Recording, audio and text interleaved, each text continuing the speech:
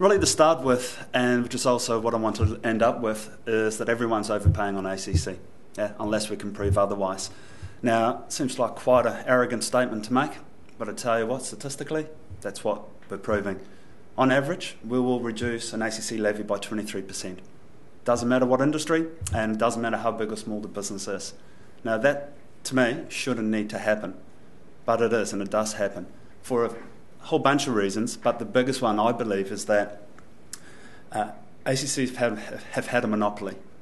It's privatised in '99, went back into government hands, and look, if you look at your own case, when you get your invoice, do you actually look at it in detail? Do you understand it? Or do you just go, bugger, pay? Yeah, pretty common. Now, that's music to my ears when I hear that. Fits into zero quite nice. Yeah, absolutely. Reconcile, yeah.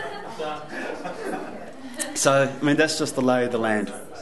And when you've got 550,000 or so ACC levy payers, then that's quite a lot. And it's $1.1 billion in revenue that ACC collects. Now, if you take 23% of that, you're looking at quite a substantial amount of money that's being overpaid.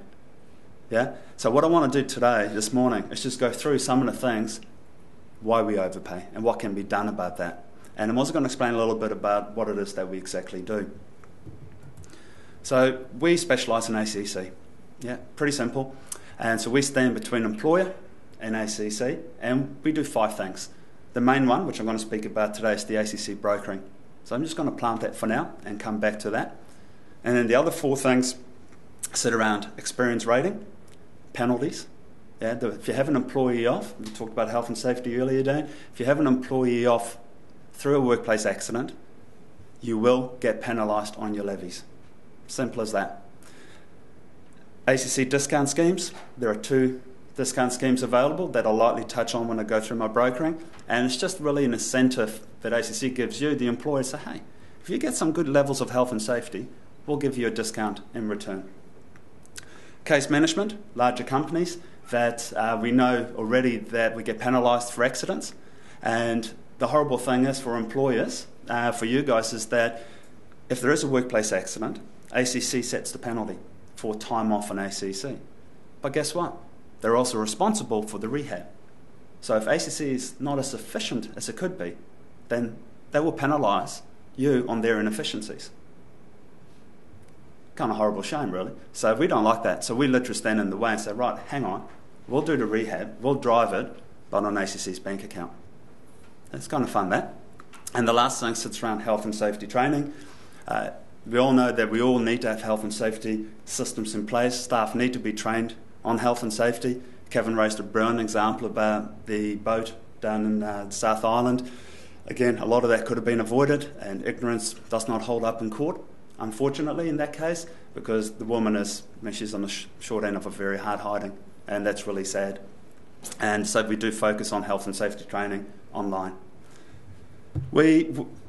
Most of our work through the likes of Kevin, industry associations, accountants, and that's who we work for. And we do a lot of work through business expos as well. So there's one coming up in a couple of weeks called the Heavy Equipment Expo.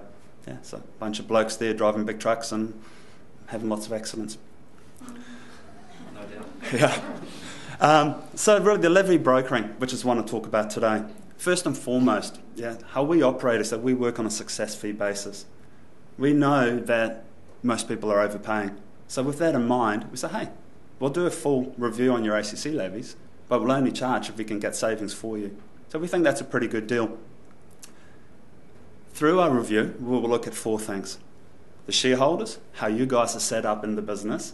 We'll look at the levy code. Now, here's a stat for you, a question for you with that. How many, or what sort of percentage do you think that levy codes are wrong? Is it 1 in 10, 1 in 5, 1 in 2? If you think of your own business. No, we've got 10 businesses in here. How many of you could possibly be on the wrong code?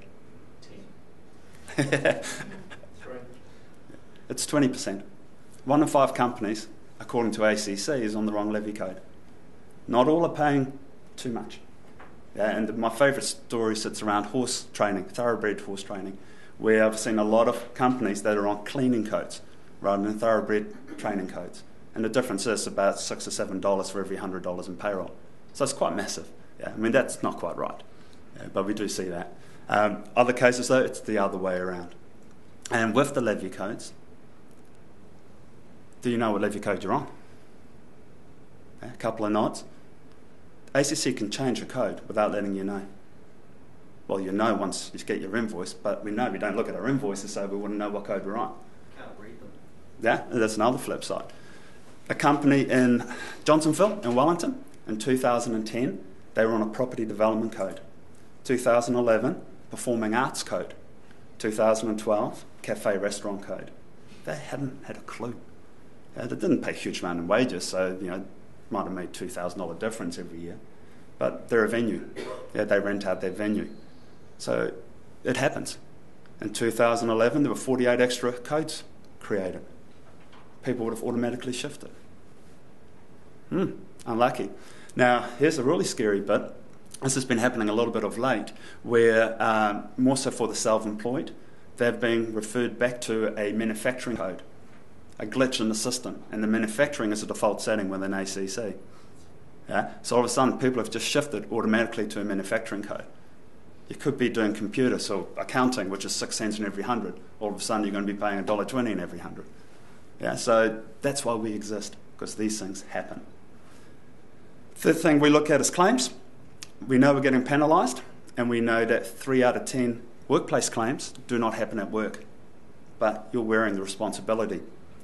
For an average levy fee, which is $1.47, so think of that as where you sit in the business, so that's an average risk profile.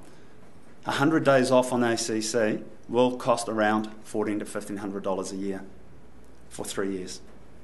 Now, if that claim isn't legitimately workplace, you're spending around $4,000 for the privilege of what? Helping out the average taxpayer. Yay. And then the last part we look at is future proofing, which is all around the discounts.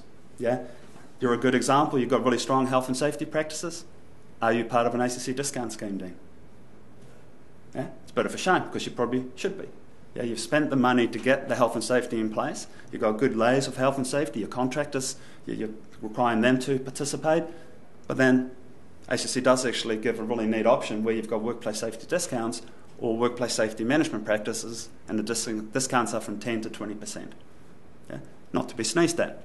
So what I want to do really is just jump in a little bit around the shareholders and talk a bit more about that and the levy codes, because this is some really neat examples that and case studies that may apply to you. Can I just get an idea of, from the people here, whether it's the husband and wife teams? Your partner might not be here today, but that you both run the business. Yeah, a few? Cool. Depending on what you do in business, now if it's computers, IT, a desk-based job, you're not paying a huge amount on ACC. Yeah? But let's say you're starting to get a little bit more into a blue-collar environment. And sexist, I know, the wife tends to do the accounts, the books, the admin. It's just a reality check for most. I've been proven wrong once, and she did all the labouring and he did the accounts. I felt stoned for her anyway. She scared me too. But what we're finding is that both husband and wife are on the business levy code. Yeah, just default setting, because you're paying yourself a wage through the business. And let's just say you give yourself $50,000 each a year. Yeah, because the accountant was smart enough as well. Hey, we do this, you keep under a certain tax rate, etc., and everyone's happy.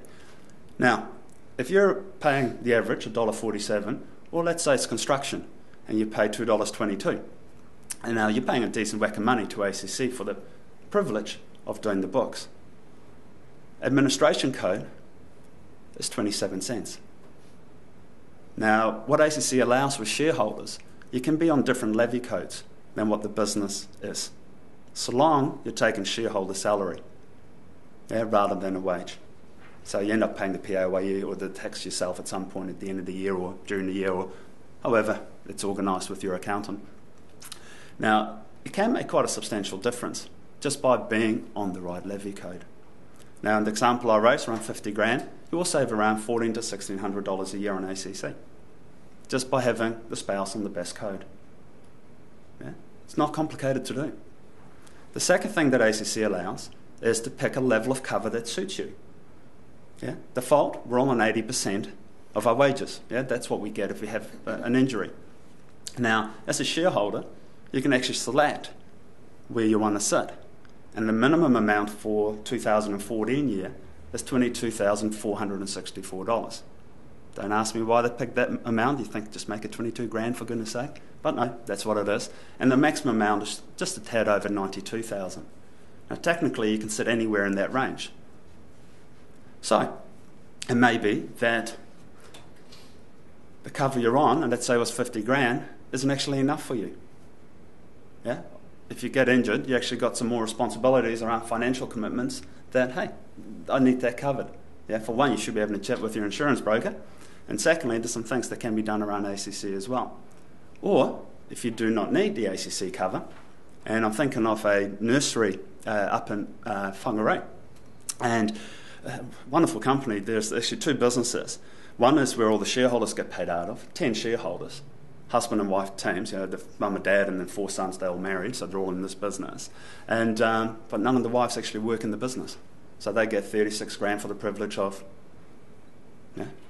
being married to the guy. So that's kind of neat, but they're paying a nursery rate for not doing anything. So in their case, they will get paid no matter what it is that they do. So why pay ACC on the 36k? Why pay ACC on the on the nursery rate? Yeah, but just fixing the wives up, that's about 7 grand difference on their ACC levies. Let's say that the business was on the wrong levy code to begin with, and it has been for the last 8 years, and nobody picked it up. And then legislatively, ACC has to allow to go back 4 years plus the current year. Yeah, so that's really neat. So the client I mentioned in Johnsonville, who changed all the codes, we didn't go back that far with them because it didn't financially make much sense to do so, because the code they're on now is actually not too bad, but we could have gone back to 2008-09 financial year. Yeah. On the flip side, this is really good to know. Let's assume you picked a code that is blatantly wrong. You're doing horse training, you go into a cleaning code. Yeah. Now, our observation is that ACC will only change the current year. They can do a lot more, but they generally don't. Unless there's something so blatantly wrong going on, then they might look a bit closer. But we generally find that, right, okay, sorry, Mr. Wouters, you're on the wrong code, we'll change it for this current year. How ACC finds out you're on the right or wrong code. I think this is really quite interesting. If you have an injury, or a staff member has an injury, the process is that ACC will look at what the levy code is for the business, nature of the injury. So if it's a cleaning company, you fell off a horse, that's probably going to stand out a little bit. Yeah. If you have a construction company and but you're on an administration code and you fell off scaffolding, yeah, those things just don't match up. So that's a flag, one flag for ACC. Another side of it is that ACC have a dedicated team that will look at businesses in general, and there's usually two things they will look at. One is what's in the yellow pages, and secondly, what's on your website. And that's enough to change a levy code based on that alone. Now, if I can pick on you again, doing property maintenance. There's also there's renovation going on, a part of that. One could argue that the way that the company's marketed is that there's actually construction going on. So ACC could take, just by looking at it, they've got no idea they're all contractors. Yeah, but say, hey, these guys do construction. Should be on a construction code, rather than perhaps a property maintenance code or a property developer's code. Now that could change behind the scenes, and you'll get your invoice, wonder why it spiked a wee bit. Yeah, go and talk to Peter and go, hey, what's going on? And our observation, I think Peter's probably slightly different. Most accountants haven't really got a clue. Yeah, it's not their area of expertise anymore. Yeah, I say that tongue-in-cheek, I'm an ex-accountant, so I don't know if that makes it right or not, but and a big thing around ACC, it's an insurance. Yeah, ACC is also a social right, thanks to the Woodhouse report and the presence that it was set up under, but when it comes to employers, there is no social right. Yeah, you are in a risk category, you get charged accordingly. If you have accidents at work, you're going to get penalised. If you've got no accidents, you're going to get discounts. That's insurance, pure and simple. So we also have to make sure that A, the business, and B, the shareholders, or the other way around first, that you're set up right. Because even in ACC, just because you got a wage, it doesn't actually mean you've got entitlement. The claim still has to be accepted. If you're a superannuitant, then and if it's a significant injury, then for the first year on claim, you will get both super as well as ACC. In the second year, you have to choose. And in the third year, you will go automatically back to super. And there's plenty of business owners that are in that age bracket. Now, some of them get a horrible surprise. I thought I was entitled. Yeah, you thought, but you thought wrong. But we just don't know that information. Yeah, so it's a really big wake-up call. Yeah, so from our point of view, yes, we can increase or lower ACC levies for shareholders, but it's not an isolated conversation. Just for Kevin started with the big spider web, we fit in a small part in that. Yeah, we want to know what's happening in their insurance space. So we need to have a chat with these guys. We have a chat with the accountant. If we don't, it'll be awfully remiss. And because if you have an accident, where are you left? Claims, I just want to talk a little briefly about claims, and it's more as really adding a bit of value for you to just put in your memory bank, where what we find around claim time, especially bogus claims, contractors are really popular for bogus claims, and fixed term contracts. So imagine that you had a 3-month contract where, shucks, we just need more staff. We're not going to recruit straight out because we don't need to, but we're going to go and we're going to hire this person for 3 months or these people for 3 months. Now, what we find is that 2 or 3 days prior to the end of the contract, bad backs become an issue. And normally it's never witnessed. Yeah, so you as the owner or the supervisor or the manager, you don't know about this claim. Person goes off and, okay, I'm sorry, I'm not going to, they might actually even stay at work for the last couple of days. And then all of a sudden, a week or 2 weeks later, you get a letter from ACC that says, their employer, Mr. Wouters, we've accepted his workplace claim. Huh? What claim? Employee is gone now. You can no longer talk to them. And to be quite blunt, there's very little you can do about that. Yeah, which is horrible, because a couple of things. It's not hard to play the system. It is not hard to get the GP to give you a medical certificate. There's still people on ACC since day one, since 1974.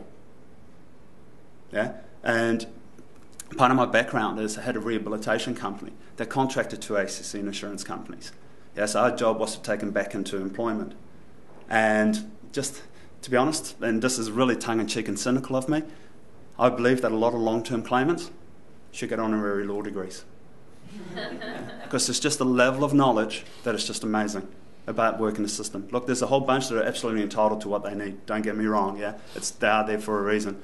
But I can also say, hand on heart, there's a whole lot there that are just absolutely playing the system. It isn't hard, for one simple reason. ACC case managers, they're people like you and I, do not generally like confrontation. If you sit there ranting on the phone, most case managers click, hard pile, come back to it on the next month. Oh, case manager change. Yeah. Now, in your context, if you've got an employee that's on a fixed term contract that goes off injured, I've seen 864 days that they've been off on ACC. We fight a lot of those. Yeah, for damn good reason. Because if they're not legitimate, there's no way we want you guys to be paying for it. So what I'm saying to you is I'm putting a flag up that if there is a claim that comes through and you do not agree with it, challenge it. There's actually subsidies available to employers that people like me can actually challenge the claims on your behalf. Now, a lot of people don't realise that. ACC actually has to pay someone to support you to challenge a claim. I think that's lovely, especially on bogus ones. So you can actually ask ACC for the ACC 45 history if you're recruiting. It's not going to give details of the claim. It's just going to say, Martin here, he's had 8 claims over the last 5 years, 4 sore backs, 1 shoulder reconstruction, and, 2 broken toes. But it becomes part of a broader decision making. Yeah? And if I can speak bluntly, how would you ever disprove or prove that's what you hired or fired on? Yeah, you wouldn't, but ultimately I think it's a really good question. No, you cannot decline on that alone, because that's discrimination. Yeah, but then you shouldn't decide on that alone. If that's the make or break deal, then there should be some other decisions in there, ideally. So thanks, Gavin. That's a really good point. And the other side to it as well is something that we always really strongly suggest with our clients, especially ones where we do case management for, is get the ACC history, do something with it. Don't just receive it and file it in the file. Because if you've got 2 of me going for the same job, same quals, and we're truck drivers, this Marty here has had 10 claims over the last 5 years and this Marty's had none, you'd probably go for him. Yeah, because sore backs is a pretty big thing in trucking. Yeah, so it should be used for that. And the second thing we always suggest to get is have employees sign medical authorities. So when there is a workplace claim and you want to do the right thing by the employee, you want to get them back at work as quick and safe as possible. But to do that, you often need information. And you can actually get all the medical information relating to a workplace claim.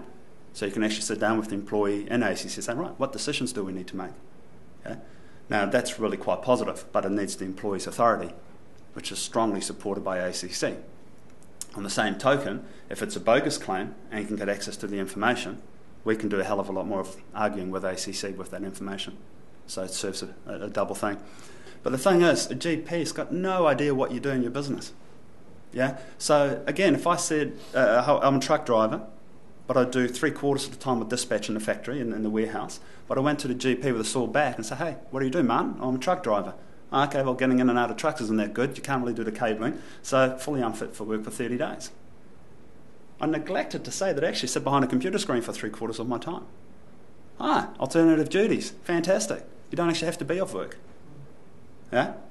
Pretty simple, but you need a relationship. Yeah? That is incredibly powerful because, A, I stay at work, so it's good for my family. Yeah? My wife isn't going to come down to me, why are you at home? Bugger off, earn some money. Equally, your levies, you've just removed 30 days of penalties that stay with you for 3 years. Yeah? So it's kind of pretty good. Yeah, good point, Kevin. Just to wrap this up, so what it is that we do a complimentary review on your ACC. Yeah? I've already said we work on success fee. So we take a snapshot of what goes on. We'll look at the levy codes. We'll look at you guys as shareholders. We'll look at if there's any claims there. If there's not, well done. And we look at, hey, are you set up to actually get a discount under your health and safety? Now, we put that in a report. We'll put some recommendations with it. If you like it, we'll go and argue-bargy with ACC to put things in place. If you don't, great. At least you know where you're sitting with ACC. Yeah, so that's pretty straightforward. So how we do that? We basically ask for your permission, your authority, to deal with ACC directly. Because that way we can get access to the historical ACC invoices. And we do look back to 2008-9 for no other reason than levy codes change. And if we see levy codes change, we go, hoorah. Yeah, because that can be backdated and it's usually pretty good for you guys. Yeah, I think you actually raised a really good point because there's a couple of people in here that have either started self-employed recently or there's been some company changes. If you change your company name, then under ACC's eyes, you're a new business. Even though you've been paying the same, you've got the same levy code and things like that. And then ACC rely on IRD information. So the PAYE returns, the wages, is pretty quick. Yeah, because that's done on a monthly or bi-monthly basis. But when it comes to shareholders or self-employed, it relies on the actual tax return. Now, Peter's already said that might not happen to 31 March of the following year, the end of the next financial year. So ACC is already a year behind, purely by default. And then for self-employed, invoices generally come around April, yeah, the following year, because it hasn't had time to process the information from the IRD. So you could almost believe it's 2 years after you started working by the time ACC kicks in. Now, to pick up on Kevin was saying, in the second year, you also got your provisional tax kick in it. Yeah? So you've got all these additional bills in the second year that can be an interesting surprise. And if you close down a company, yeah, you still end up having to pay it. You end up paying it out of your personal money if it wasn't done as part of the business closure or liquidation or whatever it is. As a shareholder, you have to prove your loss of income. Great. If you've got staff, good luck. Yeah? If you've got staff, ACC will look at it very bluntly. Hey, the business will carry on. Doesn't matter if you're the breadwinner, doesn't matter if you're the driver, doesn't matter if your staff are a little bit bunch of rat bags and the company will probably go down within a week. Yeah. So moving on to the cover plus extra, as Kevin rightly pointed out, you've got an agreed value. There's no arguing about financials. You don't have to prove any loss. That's what it is. If your claim's covered, yeah, that's still number one no matter what. It isn't a recurring injury or degenerative situation. Nick Smith saying when he was still Minister of ACC, it was on television, we'll challenge claims. Quite happily so. Yeah, we'll just decline them. We'll go to court. ACC have got a 75% track record in court. Yeah, that's Nick Smith. I think it might have been the 7 o'clock programs back then, when Paul Holmes was still going or something like that. It's okay, well, if that's state of play, you know where you sit. Yeah. So it's just a big grey area, really, sometimes. But how to challenge a claim? Well, firstly, it's important to understand how ACC accepts a claim. And there's only 2 things that need to happen for ACC to accept a workplace claim. One is the employee, I've hurt myself at work. 2, the GP says, yes, employee, you have hurt yourself. That's enough for ACC, yes, it did happen at work. None of that is actually any substance to it. No one actually went back to the employer and said, hey, did it happen at work? It's just a balance of probabilities argument. Employee says, yep, ACC legislation states that the employee will always get cover. Lovely. The GP, who's a medical expert, yes, employee's got a sore back. Cover is in place. It now sits under your business. To challenge it, ACC requires the employer to provide evidence it didn't happen. Now, if anyone can tell me how you prove something didn't happen, then I want to work for you, or you need to come in my business. Yeah? Because how do you prove an accident didn't happen? You can't. So then the argument goes to the balance of probability. Yeah? You have to prove on the balance that the accident didn't happen. Then you start looking at, right, there's a couple of themes going on. Fixed term contracts come near the end. That's usually a pretty telltale sign. We start looking at, hey, there was never an incident report filled out, although it was a requirement under our own health and safety system in the business. You may have seen the employee running down the beach if you live near a beach or something like that, which is not that uncommon. And you just start building up a theme. And that theme then gets thrown back at ACC. So, hey, we'll go straight to a review, which is just below district court level. Any decision on that's pending. And then we'll challenge the balance of probabilities argument. And there's a bit of case law around that to support it. Doesn't always work, I have to be honest with you, and it just comes down to how much evidence can be generated. But I tell you what, if you've got a health and safety system in place, that includes induction, that includes having sign-offs or incident reporting, gives us something to argue with. Yeah, absolutely. Without it, it gets a bit more difficult. And just to finalise, come back to the statement here. Yeah, everyone is overpaying, unless we can prove otherwise.